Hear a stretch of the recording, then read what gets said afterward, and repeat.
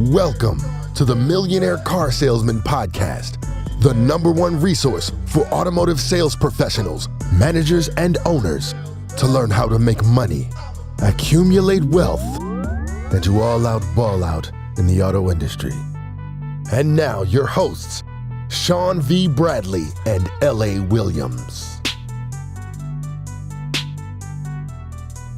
Hey everybody, this is L.A. Williams, and I am here on the Millionaire Car Salesman Podcast. And man, today is going to be a treat for everyone who listens to this because I have an extra special guest on today. This gentleman is a customer service expert. I mean, he has a book. We'll talk a little bit about that. He's all over YouTube, so you'll hear some stuff about that. So without me continuing to run my mouth, let me just introduce my main man, Mr. Shep Hyken. What's happening, Shep? Hey, man, I am doing beautiful. It's a rocking day today here in St. Louis, Missouri, where I live. Beautiful day. And that is awesome. And I'm actually here in Philadelphia, and we're recording this thing like 8 in the morning. We're crossing some time zone lines, but hey, it is what it is, Millionaire Car Salesman. You got to do what you got to do. Am I right? Yeah, absolutely. I'm up here early this morning. Hey, man, you can't get here early enough to wake me. I'm already here. That's what I'm talking about. That's good to hear. All right, so before we get into any details and things like that, let's share with the people who you are, what you do for our industry and the marketplace. Sure. I'm a customer service experience expert. I've been doing this for a long time. I don't look it, but I've been doing it for about 36 years now. Wow. I've written 7 books. Very proud of it. Mom says, make sure you tell everybody, New York Times best-selling books. Okay, we can do that. Work with some of the greatest brands in the world, a lot of brands in the automotive industry. One of my first clients back in the 1980s was General Motors. I probably did, I don't know, maybe 300 dates for them over the years. And just most recently, about 2 weeks ago, worked with Volkswagen. So Honda, Lexus, Toyota, Ford, GM, all those brands and more. I've been very fortunate to work with them in the automotive industry. Wow, that's a huge resume, man. Because listen, I'm only 37 myself, so you've been doing this since I was. There you go. Listen, there you go. You were like 1 or 2 years old when I started. I said one day this guy's going to grow up, and he and I are going to be hanging out together. He's going to probably live in Philadelphia. I'm not moving. But we'll talk one day, and here we are. Yeah, I had my site people back when Shep got started. That was pretty darn cool, right? So I'm pretty excited. So that's pretty awesome. So tell us, I heard you say that your expertise is customer service. And so tell us what you learned kind of working with all of those automotive people. What do you know about your industry and our industry and how it ties together? Well, first of all, the whole concept of customer service and experience is becoming really, really powerful today. And the company or the dealership that can give the best experience has an opportunity. I just wrote a book. It came out last year, my most recent book called The Convenience Revolution. And by the way, I use 6 convenience principles. We can get into those if you want in a little while. Yeah. But here's the point. Number 5 of those principles is called delivery, taking it to the customer. Look at all the companies out there that are delivering, overnight delivery, 2-day delivery, deliver the food to you real quick. Well, what about a dealership? So I had been working with this one particular dealership that I'd been doing business with. I probably bought 5 or 6 cars from them over maybe a 20-year period, and thought they were great. They were good. They weren't fantastic. They were good. Every once in a while, I bring my car in for service. If they didn't have a loaner for me, which was once in a while that happened, I would just walk to work because I was about a 10, 15-minute walk from them. So one day I'm driving my car, and I notice another brand. And by the way, this particular dealership is multi-branded. They have about 10 or 11 brands throughout their campus. They're really an amazing place. But I noticed a car in the window. I go, oh, I'm going to go check that out. And I looked at it and I drove it and I said, wow, this is a great car. I told the salesperson, by the way, typical fashion, I'm just looking. No, I don't need to test drive it. No, he insisted that I test drive the car. So when I came back in, I loved that car, and I jokingly said to him, so what is it going to take for you to get me in this car today? Which very much confused him because he said, that's my line. And I said, I know, or something like it. So we were talking, and I said, the reason I'm not going to buy the car from you is because your dealership is 10 miles away. It's probably going to take me on a crowded morning, traffic and everything, 30, 40 minutes to get to you. Then I got to get back to work. Then I got to go pick it up at the end of the day or the next day. So we're talking a couple hours of my time. I really would rather just stay close to the dealership that's close to my office. And he says, look around. Do you see a waiting room anywhere? And I said, well, no. He goes, we have one. It's small. But if you buy a car from me, I'm going to take the car to you. And every time you need service, I'm going to bring you a brand new demonstrator. Not a loaner like, a rental car, but an actual new car for you to drive around for the day. You can get to experience some of the different cars that we have. And he says, and the next time you come in here, won't be because your car needs a repair or service. It'll be because you need to buy a new car. I said, really? I said, then what is this going to cost me? He says, I'll write up the deal and you go shop it around. If you find something that's better than that, you let me know. So he was being competitive on price. And by the way, he wasn't the very lowest price because I did take it and I went back to my other dealership. They weren't even, it was negligible. But here's the point. I didn't even go back and haggle with the guy. I just said, let's do this deal. And I really, other than to buy another car for my wife and the one we're getting ready to buy for me again, I haven't gone in there because I needed service. I went in there because I wanted to go in there and buy a new car. They disrupted the competition because they offered the convenience of delivery. And I believe if you have great service, and in other words, you treat people nicely, you've got a product that does what it's supposed to do, and you add this level of convenience in, you've got a winning combination that is really hard to beat. That's a great story. And one of the things when I'm training dealers and things, I always tell them that, listen, great customer service 5 years ago is average today. And so some of that stuff that you just talked about is crazy because you got some dealers who are doing it and some people who are just still, a little hard-headed. And they're like, oh, well, that's not how we do things. And, that. Man, I'm telling you, they're going to get outsourced in a short period of time. That's all I can tell you that. So tell us, what's something about your expertise that as millionaire car salesmen we should know? Well, I'll tell you, I think you started to say it, and you said 5 years ago what was good customer service is just average today. Mm-hmm. And I'll tell you why that is. First of all, last year in the United States, more than $75 billion, with a B, $1 billion was lost because customers said, I don't want to do business with this company anymore. I'm going to switch to doing business with somebody that treats me better. And that means, by the way, I look at the optimistic side, that last year $75 billion was made because a company delivered great customer service and took it away from somebody that didn't. Wow. So here's what's happening today. And you kind of hit on it when you said, 5 years ago, what was average. So our customers today are smarter than ever before. I remember back, it had to be in the late 1980s. There was an award called the Malcolm Baldrige Quality Award, and Cadillac won that award for being one of the top quality companies in customer service, in product, and innovation in virtually every area. So I throw that out there because what happened was they started advertising on television. We won the Malcolm Baldrige Quality Award. How many times do you see TV ads where, our brands won the J.D. Power Award of Excellence in Customer Service? We're very proud of those accolades, and we advertise that we have them, and then we have to go out and deliver to the expectation. Now, what's happened is that our customers learn what good customer service is, and they start to expect it from everybody. So here is the biggest thing that I've been talking about with clients that sets up all that we talk about in the world of service and experience, and it's this. We are competing directly with another competitor, a dealership, whatever, but we're compared to the best service the customer receives from anyone. So think about this. Sometimes I'll call it like the Amazon effect. Everybody loves the way it's so easy to do business with Amazon. They deliver quickly. They're just easy. And why can't every company be as good as this? Well, that's the new standard.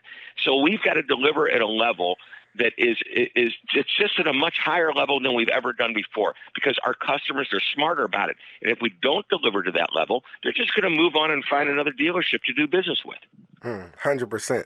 And so one of the concepts that you talk about that I really, really enjoyed, because I'm a little edgy, right? Even during my trainings, but you said that, man, people got to be willing to, give up, one of their favorite things, give up sex for your product. Can you talk a little bit about that? Because I thought that was awesome. So I wrote this article because there was a study that said that certain types of customers, not every customer, they were buying a certain product, but basically they said they would give up sex or drinking to continue to do business with Amazon. That's how great Amazon is. By the way, if you're that good in your business, you are doing amazingly good things. I thought that was a sexy title. No pun intended. I thought it would grab the attention, but it's true. It's this certain group of people that were interviewed based on some of their purchases said, you know what? Yeah, I would. I'm not going to give up this. I'd rather give up sex than this. And I thought, wow, that's pretty strong. Absolutely. All right, let's just say I'm a regular salesperson. I, sell cars and things like that. And one of the things they tell us is that, selling cars is like having your own business. But most people never had their own business before, so they don't really know what to do. I just hear a lot of excuses. I hear a lot of, well, our dealership doesn't do that. Our dealership doesn't do this. And I'm saying, hey, listen, you got to personally go out and do it. So what is something that, Right. as a salesperson, that I could do to make my experience be like what you just talked about with Amazon? Sure. So you've got a choice. You go to a dealership, and I think it's just like going into a restaurant and being a server at a restaurant. And by the way, that doesn't mean I'm not equating it like just a low life server. No, servers have a powerful place. Yeah. If you put me in a restaurant and you say, these are your 4 tables for the night, you've just given me a business. I work on commission. I make a few dollars because they have to pay me something while I'm there. But my commission is anywhere from 15 to 20, 25% of everything I sell. That's my gratuity. That's my tip. So everything I sell to these 4 tables, I'm going to make a percentage, right? Mm-hmm. Makes sense? Yep. Same thing at a dealership. We've got to look at it that way. We've got to say, this is my territory. My boss, my dealership has just given me a gift, and that is I get to come here and I get to have my own business. So what do I want to do? Sure. They're going to tell me there's budgets, there's goals, and all types of things. That's great. That's what they want me to do. But what do I want to do? So I'm going to set my sights on all types of different metrics that are important to me. How many customers do I want to call today? How many customers do I want to see when they come in? What's my percentage of close ratio when they do come in? How do I translate that into a sale? How many cars do I want to sell or vehicles? I mean, I can come up with multiple metrics that are important to me, not just my dealership.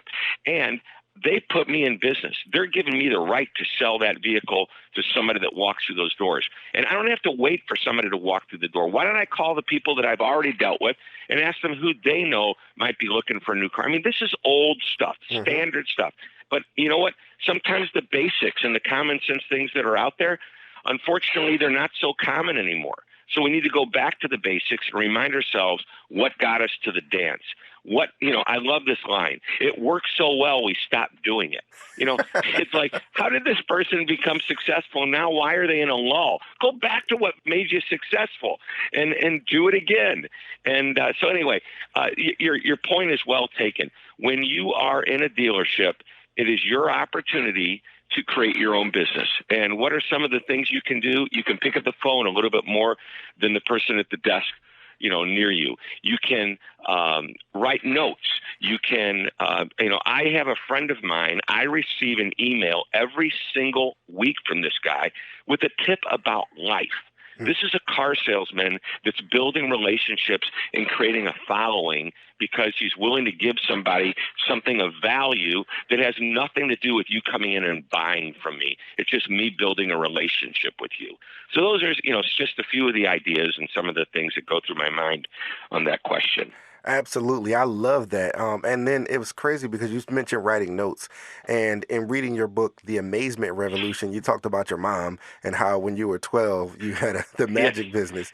And so she said, Yep. don't forget to write a thank you note. But that's little stuff. I mean, even me being totally blind, I know a handwritten note is pretty cool, but I really do. I'm working on doing videos. And so I always do a video for my clients after the fact, just telling them thank you. And it just whatever I can do because obviously you're not going to handwrite a letter being blind, right? So the cool thing Right. about Well, this you is could. I could do it in Braille, right? Right. Right. Right. So talk about what about when a person hasn't had that upbringing?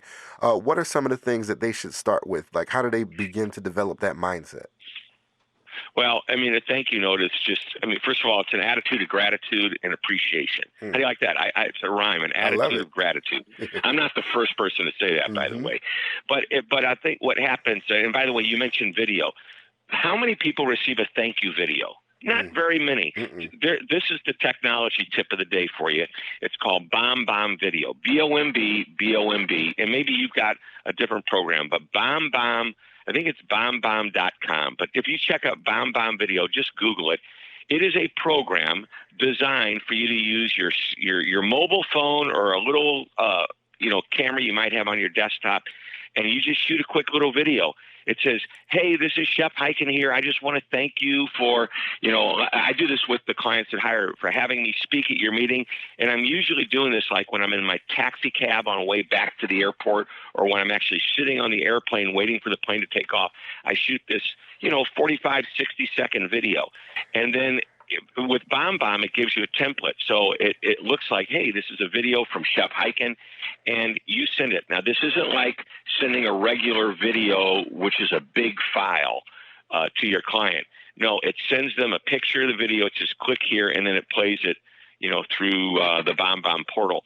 And my clients love this. Customers love it.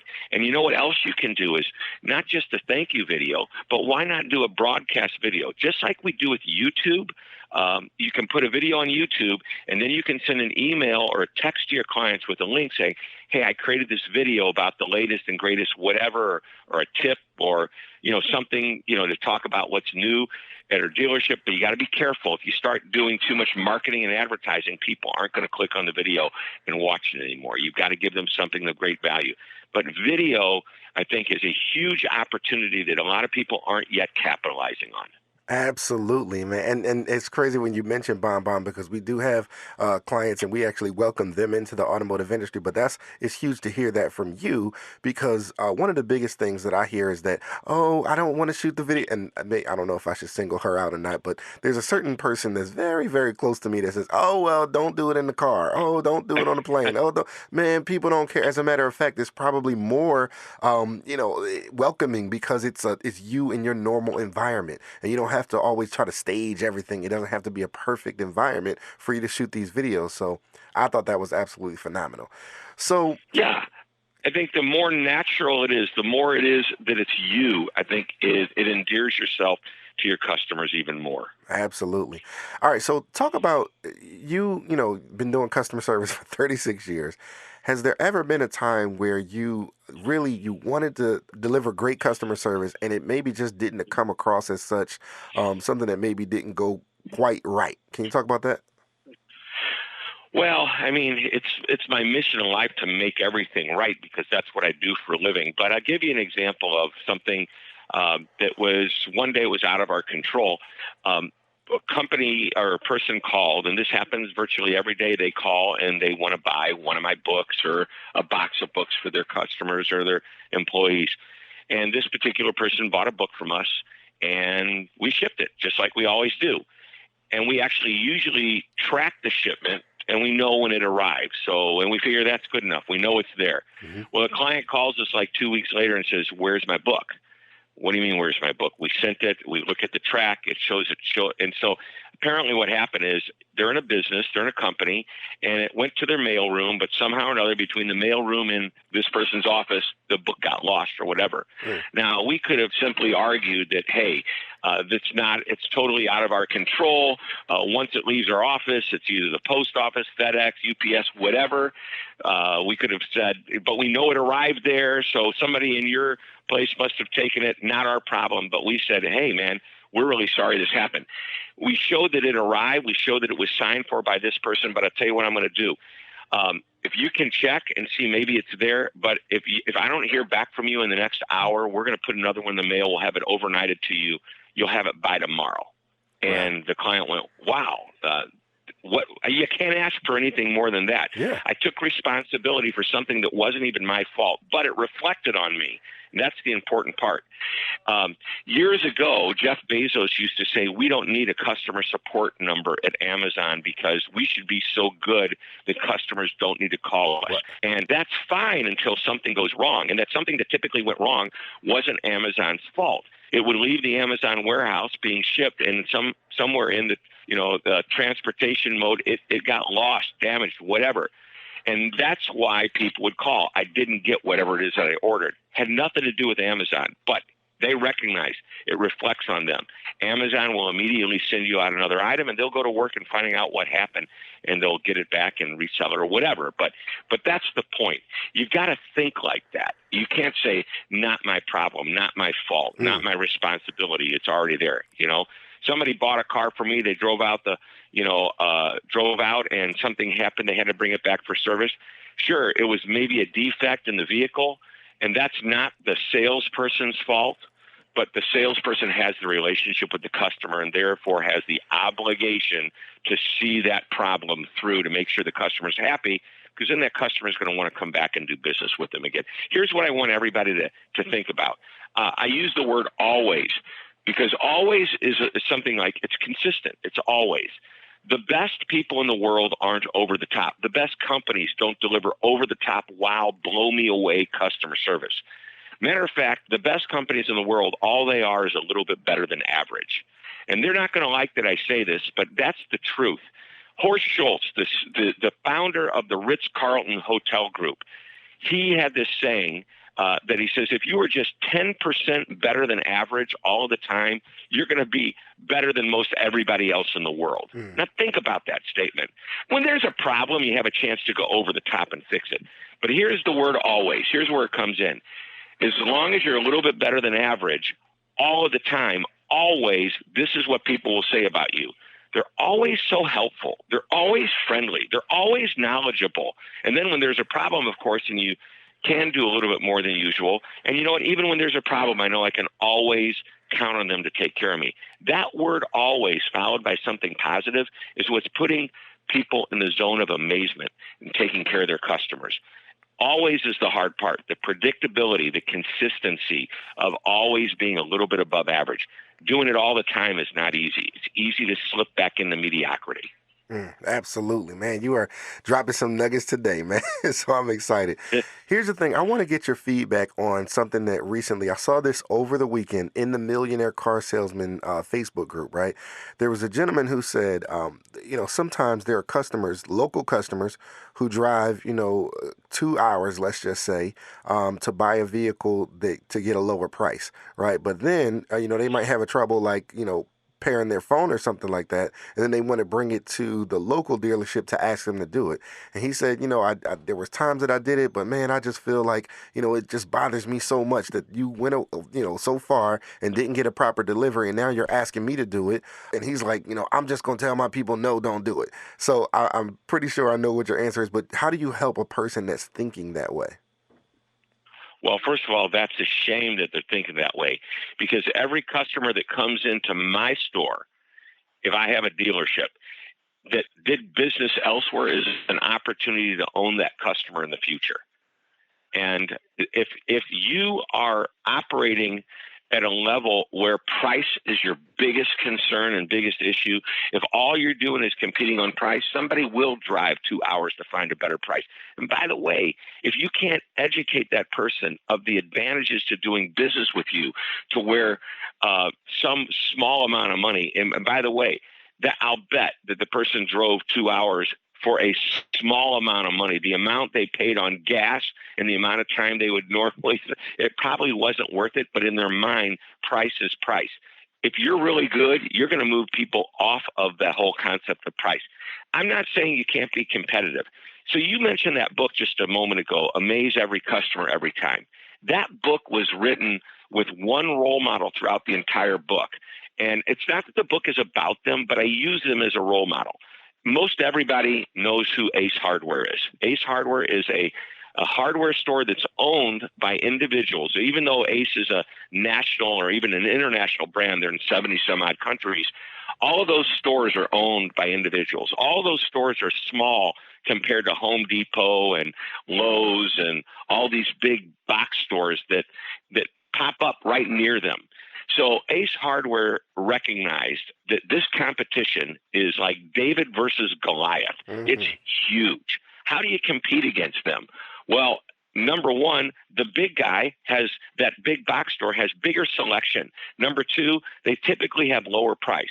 Number three, they can outspend these little guys, these little dealers on advertising dramatically. As a matter of fact, in some cases, it's as high as 30 to 1. Every dollar that Ace Hardware spent, the Home Depot down the street would spend $30. How do you compete against that? There's only one way to do it, is to deliver in the form of value. So as I talked with the CEO, Jonathan Hyken of Ace Hardware, he said, we know we're not always the lowest price, but we emphasize that we are going to be competitive. And some of the reviews that you hear from Ace are, you know what, they may not be the lowest price, but they are so easy to work with. They're so helpful. Whenever I have a project, I go in there and I consult with them and buy from them because, they just help me out a little bit more than the other guys do. And the only way you're going to win that customer over and prove that price isn't as important is to, without a problem, I'm happy to help you, reset whatever. I'm happy to, jump in and help you learn how to use your radio or your sound system a little bit better. You want to prove your value. And by the way, if they drive away and you haven't gotten their name and their phone number and their email and whatever information you need to stay in touch with them, that's why they're going back to that other dealership, because you didn't take the reins and say, hey, I've got this opportunity to build a relationship and I'm going to move it forward. Exactly. That's exactly my point. Because they always say they're coming back, but they never come back. I'm like, well, do you make sure they come back? So 100%. I know. That's great. It's like the genie. You rub the lamp, and the genie comes out, and you get a wish. What's your wish? I want to win the lottery. And a month later, you say to the genie, "Hey, I haven't won the lottery yet." And you know what the genie says? Did you go out and buy the ticket? Beautiful stuff. That's exactly what I'm talking about. I love it, man. All right, cool. So these are all some great ideas. I just want the people to get to know you personally, Shep. So share with us, what's one of the greatest ideas you have that moved your personal career forward, like sort of an aha moment. What did you do? Wow. So I don't know. I have mentors in my life, and one of my mentors told me that if I would spend 40 hours a week at getting business, and keep in mind that my job at the beginning of my career was just to go out and do a speaking engagement. So I thought, speaking, that's what I'm getting paid for. And he said, no, you get paid when you speak, but your job is to get the speech. So think about it. We get paid when somebody actually buys the car, right? That's when we get paid. That's correct. But what we really need to be thinking about is, what's our actual job? Our job is to not just sell cars, but our job is to build relationships with people who want to buy cars. Because the more relationships we have and the more, interactions we have with people, even when they're not in our dealership physically there, that's the more people that are going to come in, ask for us by name, will build our book of business. So just like I learned, the job isn't doing the speech, it's getting the speech. The job isn't just selling a car. It's building a business of customers that will buy cars from me. I love it, man. Fire stuff. All right, so tell us, what do you have coming up personally that you're really excited about? What's next for Shep? Wow, what's next for me? I'm just coming off of writing that book, so it's like I'm taking a breath before I write the next book or before I do the next thing. Yeah, I'm very excited about this concept of the convenience revolution that I wrote about, and that is, as I started to think about this about a year and a half or so ago, I started to say, why do I love certain companies? Because they're easier to do business with. So I started to do this research, and what's really cool is that every day as I read and read, and by the way, that's another thing I would suggest doing. I read between 10 and 20 articles every week. Every day. Mm. I read a book every couple of weeks, maybe more than that. So I'm a junkie when it comes to reading, which helps my knowledge base and my ability to communicate that much better. So even though I've written this book, which I thought was phenomenal in the sense that these are the convenience factors, nobody else has written a book. I just read a report the other day that basically says the same thing in different words, and it made me think about convenience differently. I am so excited to learn something new every day. So, I think it's important for us to recognize what convenience is in our business. So right now, that's my big thing is I want to educate the world on why it's easier. I want you to think about who is, and let's talk about the used car market, because used car market is big right now. It's always been big, Absolutely. but it's really big. Who's the biggest player in the used car market? CarMax. Oh, How about CarMax? huge. Hmm. Right, huge. So this is how I equate CarMax. And by the way, access is one of the six convenience principles. And what access means is hours of operation, logistically how close you are to your customers. So Walmart is access. Walmart, 80% of the population in the United States is within 10 minutes or so of a Walmart. That's access, right? Yep. What does CarMax have? They have over 200 locations. Okay. That makes them the Walmart of the used car industry. Mm. And you can go online and you can research the cars. And before you even go to their location, you have a really good idea of what you're getting into and what you're buying. So they're disrupting the used car industry, but there's somebody coming along and disrupting them. And that's a company called Carvana. Yeah. Carvana has a fraction, like 10% of the number of locations, but they have not quite half the number of cars that CarMax has. Think about that. So what they're doing is they're really, I think they're a total self-service online play that happens to have the physical locations where you can go and pick up your car. But here's what's cool. They deliver the car to you in a flatbed, and then you drive it around they don't call it test driving, they call it test owning, okay? You own it for 7 days and decide if you want to keep it. And if you live too far away for them to deliver the car in a flatbed that works in their model, they'll send you an airline ticket to come and pick What? up your car and drive Man. it. Yeah, I know. So they're expanding rapidly, and they've got a clever marketing gimmick. They've got that beautiful tall glass building that kind of looks like a vending machine. It's got a bunch of cars, and you put a coin into what looks like your typical coin Hmm. on a vending machine. It's a jumbo coin, and all of a sudden this car comes out of the vending machine. It's very cool. If you go to Carvana.com, you can check out the videos. Or just go on YouTube and type in Carvana, and you'll see some really cool videos. So they're a disruptor, and they're a small player right now from the standpoint of locations, but they're getting a national presence. And venture capitalists are investing millions and millions of dollars into this company because they recognize that their business model is not built on, a particular brand. It's not built on how many locations they have. It's built on the concept of we're going to be the most convenient dealership in the world for our customers. That is huge. And it's crazy. You're actually the first person that broke it down because a lot of people think they're always like, is that real? Dude, are they really like buying a car out of the vending machine? No, it's a building. I didn't know that. I've heard the stories. So thanks for breaking that down to me. That's pretty cool. All right. So here's the thing. Talk about this because you've been doing the magic things since you were 12. You grew up a little bit. What was that thing that was maybe holding you back from becoming the you of today? Like, how did you make that transition? You got some phenomenal stuff right now. You got Claire. She's taking care of a lot of details. What got you to that point? Shout out to Claire.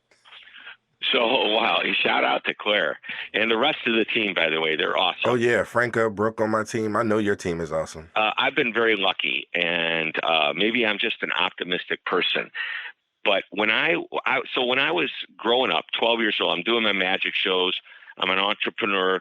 By the way, my mom said, write a thank you note. My dad said, a week from after you do the magic show, call the people up, tell them thank you again, and ask them how did you like the show, find out what they like, what they didn't like, and use that feedback to make your show better. If they loved you, then you should ask, hey, who in the back of the room, there were parents in the back of the room whose kids were watching, would you mind giving me their numbers so, I can call them and get shows. So I was learning and I was mentored, and I was kind of getting to this a little bit earlier. My mentors have taught me a lot, and I've been very blessed and very lucky to have people around me that support me and give me the positive energy that I need by, not saying, hey, you're great when you're not great, but giving me suggestions on how I could be better. Okay. Not belittling me and calling me a loser or telling me I'm not any good or I'll never amount to anything. Because my grades, I don't even think they were average. They were lower than average. They weren't failing. I jokingly say I went to University of Missouri, and a D stands for diploma, not, That's good stuff. not a grade. So I joke about that. But, my setbacks they're few. Just because I chose to do something and I chose to do it right, and I surrounded myself with successful people who would kind of, help me and mentor me and give me ideas. By the way, that may be something very important to point out, is that basically you're the average of the people that you hang around. Oh my gosh. Okay. Yeah. So if you have 5, 6 really good friends you're hanging around, okay, just realize that that's who you are. You're the average of all of those people. I'm not saying that my friends were always better than I was, but many friends, I don't know how I gravitated toward, I think, fairly successful, hardworking people. I'm not talking about multimillionaires. I'm talking about salt of the earth, hardworking, good people. And these were my role models, and they supported me. So as I went through my career, sure, there were setbacks financially, because maybe I had a good year one year and not so good the next year. But I always looked forward and thought, am I on track? When I was 23 years old and I didn't have a job. So back to doing the magic shows. I did that, summer jobs. I worked on a towboat. I worked in gas stations. I worked doing office work, lawn work. I did all of that, right? So I come out of college thinking I'd have this job, and the company sold just a few months outside of college. So I went and saw a couple of motivational speakers, Zig Ziglar and Tom Hopkins. Zig and Tom's still around with us today. Yep. Zig passed away a number of years ago. But I remember that night I bought audio cassette tapes. Some people don't know what those are, but those were what you played in your car. The audio cassette tapes it was a program called See You at the Top, and it was a lot of goal setting. That was Zig Ziglar's program.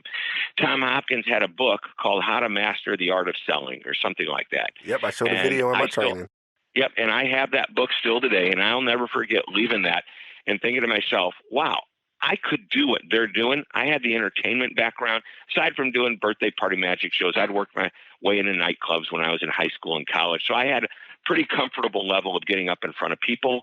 And I said, I can write a speech. And I went to the bookstore and I found books that resonated with me in the business section. Most of them were on customer service. It's what my parents taught me. Be nice to the customer, get feedback, find out if you're doing a good job, make them happy, always show up, not just on time, but early. Good habits to work with, right? And I started reading and researching and writing out a speech, and that's how I became a speaker. And I set goals. I set a 10-year plan based on what I heard from Zig Ziglar. I created a 10-year plan based on what I read from Tom Hopkins' book. I made this list, the top 100 people I thought could hire me. I went to the magazine's, newsstand, and I bought all the business magazines, which were like 5 of them. And I pulled out all the full-page ads, and I said, if they have enough money to buy a full-page ad of the magazine, they're selling something, which means they might have a sales force, which means they might have a meeting, which means maybe they'll hire a speaker. And back then, you didn't have the internet to do your research. You had to go to the library, right? Mm-hmm. And so that's how it all started. And I was very driven. Some of my mentors I really never hung out with, the Tom Hopkins and Zig Ziglars of the world. They mentored me. And I've been, blessed to be able to meet those people. But I've never, they were my mentors and didn't even know they were my mentors. So, Yeah. Surround yourself with the right people. Recognize that you're the sum of all the parts. You average it out. That's who you are. Find a role model that you want to, look at and maybe learn from, and just keep moving forward. It's so crazy, man, because I said, "Oh my gosh," because that last thing that you said pretty much rounded out my next 5 questions, right? So we're gonna kind of just like lightning round this thing real quick. If you were to say, because I heard you say you got mentors, and let me just say this to the listeners, because what you got to do as millionaire car salesman is do what he did. Stories about going to the bookstore, go to the bookstore. All the stories about having mentors, have a mentor. Like he's giving you the gold, and you just, man, so many people just because somebody's not telling them do this specifically, sometimes they don't catch it. So I'm hoping that folks are really catching this. So real quick, let's see if you can say, what is the best advice you've ever received? The best advice I've ever received. Mm-hmm. Wow. It's on a number of different levels. I paraphrase, the job's not doing the speech, it's getting the speech. That was my friend Bud Dietrich, Mm-hmm. who just passed away in his 90s just a few years ago. He was one of my mentors.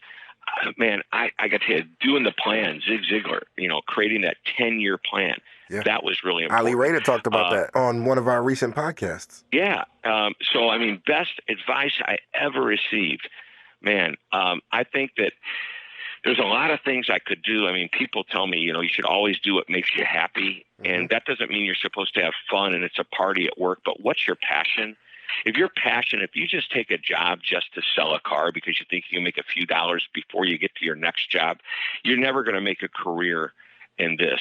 And if you're here and you like what you're doing, the opportunity is in front of you. And many people told me that if you love what you do, you'll never really work a day in your life. Sure, you work and it's hard work, but it's enjoyable work. Yeah. And I think that's probably one of the best pieces of advice. You know what? How about I think even better than advice are like favorite books that I've ever read. It's on there. It's on the list. Hold on. That's what I'm saying. You're like lighting this thing on fire, man. Absolutely. But we got 2 more questions before we get to the book. So let me ask you this: what is a personal habit that contributes to your success? Waking up. Wow, that is. I never heard that. Seriously, you got to get up and you got to get going. So, I know we have hours of operation here in my business.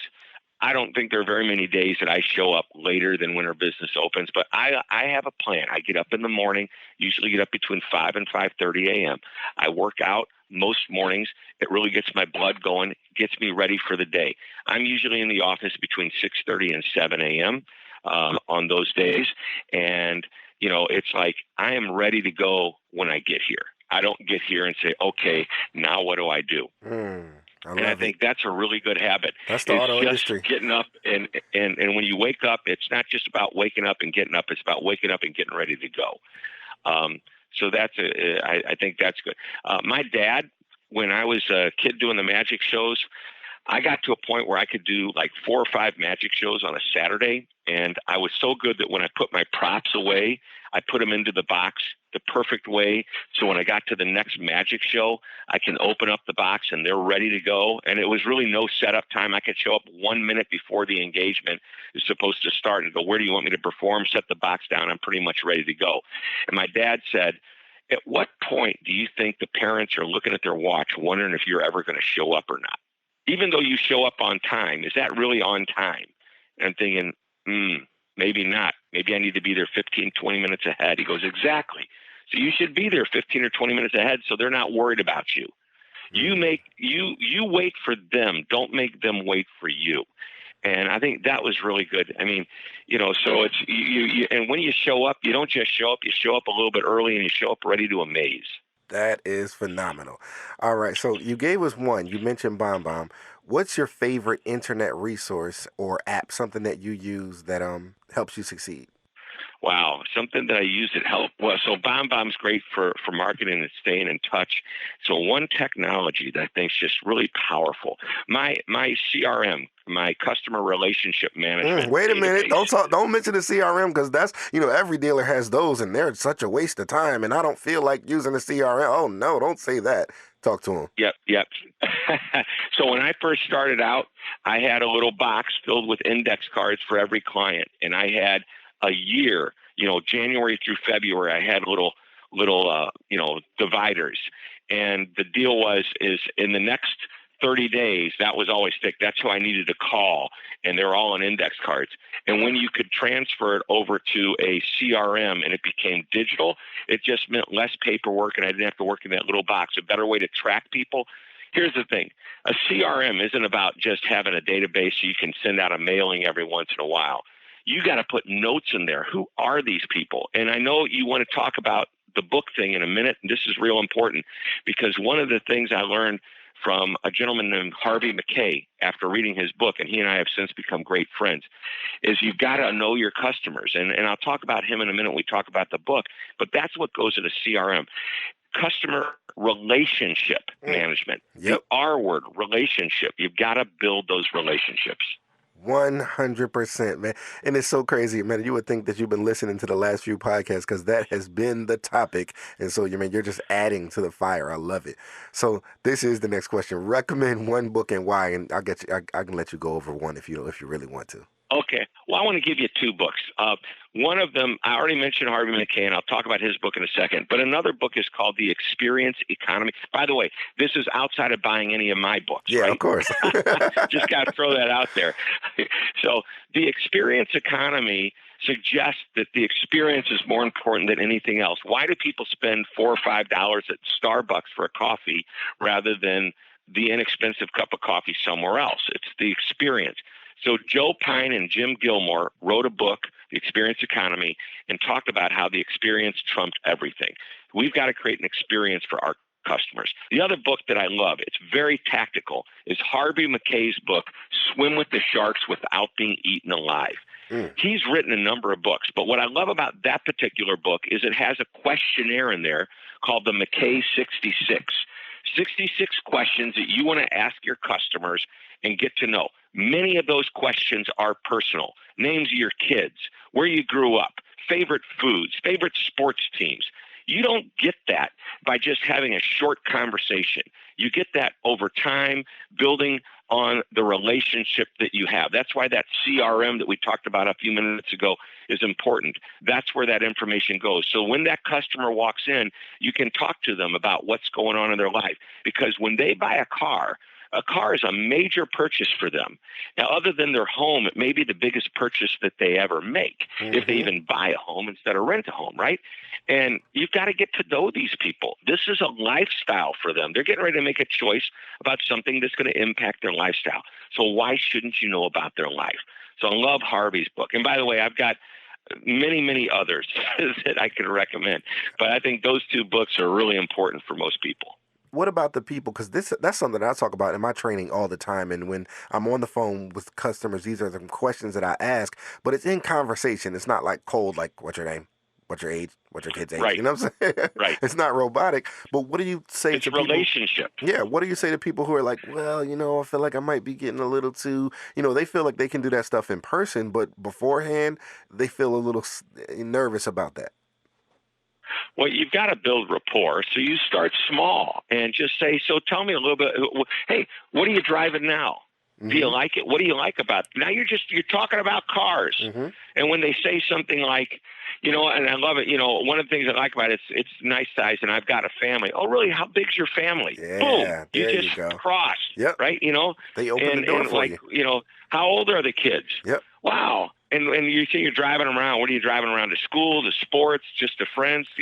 You're learning about them. That is so right, Shep. I say stuff like this. So let's say you're like, oh, yeah, I got it, my kids. And I'm like, oh, yeah, my son's 9. And they're like, oh, yeah, my son's 14. I'm like, yeah, but I need some lessons from you because I got, it's like I say stuff like that just to build that rapport. I tell them about me. I share with stuff about me. And then they feel more comfortable sharing stuff about them. Right. I think there's a balance. To start off with, it needs to be all about them. Yes. Because when they start asking you questions about you, you started to build a relationship and trust and a confidence in them to do so. Man, you are on it. I love it. All right, so talk about this because, I want you to give the people a parting piece of guidance and tell people how they can connect with you if they wanted to bring you in maybe as a speaker or if they wanted to, find out more information about you. Where would they go? Sure. Go to Hyken.com, Hyken.com. By the way, when you land on Hyken.com, you'll learn about me, you'll learn about my books.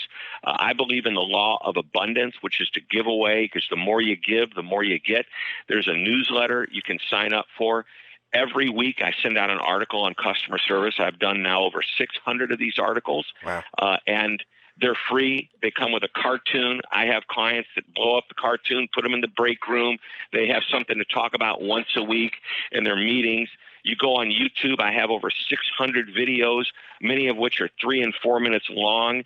And as a matter of fact, at the end of each one of my newsletters, I say, here's a video, show this at your next meeting. And that's what it is. It's something for you to show, to your people, and then you have something to talk about. The key behind a great customer service and customer experience, concept for your customers is to make it front of mind. So we've got to make people aware that they're actually delivering service and cognizant that this is what they're supposed to do.